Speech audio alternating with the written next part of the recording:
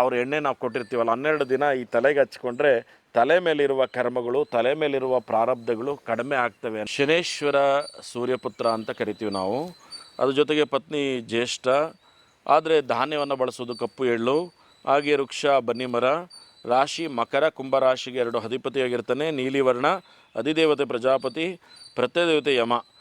ಛಾಯಾತ್ಮಜಾಯ ವಿದ್ಮಹೆ ನೀಲವರ್ಣಾಯ ಧೀಮಹಿ ತನ್ನೋ ಗೌರಿ ಪ್ರಚೋದಯಾತ್ ಅಂತ ಶನೇಶ್ವರನಿಗೆ ಮಂತ್ರ.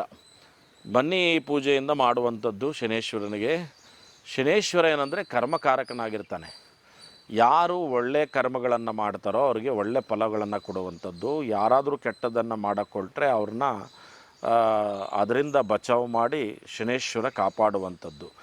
ಯಾರು ಉತ್ತಮ ಕರ್ಮಗಳನ್ನು ಮಾಡೋದಿಲ್ಲ, ಉತ್ತಮ ಕಾರ್ಯಗಳನ್ನು ಮಾಡೋದಿಲ್ಲ, ಅವನು ಯಾವಾಗ ಗ್ರಹಗಳು ಬದಲಾಗ್ತವೋ, ಅಷ್ಟಮದಲ್ಲಿ ಶನಿ ಇರುವಂಥ ಸಂದರ್ಭ, ಜನ್ಮದಲ್ಲಿ ಶನಿ ಇರುವಂಥ ಸಂದರ್ಭ, ಏಳ್ನಾಟ್ ಶನಿ ಅಂತ ಕರೀತಾರೆ. ಅದು ಒಂದೇನಪ್ಪ ಅಂದರೆ ಈ ಮನೆಯಲ್ಲಿದ್ದರೆ ಪಕ್ಕದ ಮನೆಗೂ ಆಗ್ತದೆ, ಪಕ್ಕದ ಮನೆಗೂ ಇನ್ನೊಂದು ಮನೆಗೂ ಆಗ್ತದೆ. ಹಾಗೆ 7.5 ವರ್ಷ, 7.5 ವರ್ಷ ಶನಿ ಕಾಟ ಇರ್ತದೆ ಅಂತ ಭಾಳಷ್ಟು ಜನ ಹೇಳ್ತಾನೆ ಬರ್ತಾ ಇದ್ದಾರೆ.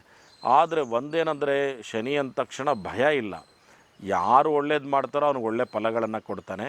ಹಾಗಾಗಿ ಈ ಶನೇಶ್ವರ, ನಾನು ಹೇಳಿದ್ನಲ್ಲ, ಅಷ್ಟಮದಲ್ಲಿರುವಂಥ ರಾಶಿಯವರಿಗೆ ಈ ಒಂದು ಮಠದಲ್ಲಿ ಬಹುಶಃ ಎಲ್ಲೋ ತಮಿಳ್ನಾಡಲ್ಲೋ ಮತ್ತೊಂದಕ್ಕೂ ತುಂಬ ದೂರ ಹೋಗಬೇಕು ತಿಲಾಭಿಷೇಕಕ್ಕೆ, ಅಲ್ಲಿ ಅವ್ರನ್ನ ಮುಟ್ಟಿಸೋದೂ ಇಲ್ಲ.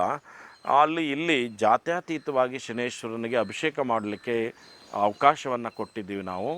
ಹಾಗಾಗಿ ಈ ತಿಲಾಭಿಷೇಕವನ್ನು ಮಾಡೋದ್ರ ಮುಖಾಂತರ ಈ ಹೆಬ್ಬೆಟ್ಟಲ್ಲಿ ಈ ಥರ 12 ದಿನಗಳು ಅವ್ರ ಎಣ್ಣೆ ನಾವು ಕೊಟ್ಟಿರ್ತೀವಲ್ಲ 12 ದಿನ ಈ ತಲೆಗೆ ಹಚ್ಕೊಂಡ್ರೆ ತಲೆ ಮೇಲಿರುವ ಕರ್ಮಗಳು, ತಲೆ ಮೇಲಿರುವ ಪ್ರಾರಬ್ಧಗಳು ಕಡಿಮೆ ಆಗ್ತವೆ ಅನ್ನೋದಕ್ಕೋಸ್ಕರ ಈ ಒಂದು ಕಾರ್ಯಕ್ರಮವನ್ನು ಮಾಡ್ಕೊಂಡು ಬರ್ತಾಯಿದ್ದೀವಿ.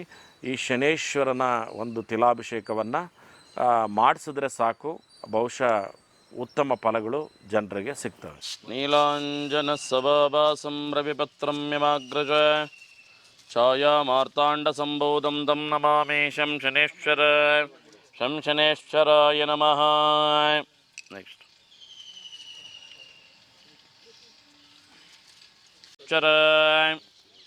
ಪ್ರಾರ್ಥನೆ ಮಾಡ್ಕೊಂಡು ಹಾಕ್ಬೇಕು. ನೀಲಾಂಜನ ಸಭಾಭಾಸಂ ರವಿಪತ್ರಂ ಯಮಾಗ್ರಜಂ ಛಾಯಾ ಮಾರ್ತಾಂಡ ಸಂಬೋಧಂ ತಂ ನಮಾಮಿ ಶಂ ಶನೇಶ್ವರ.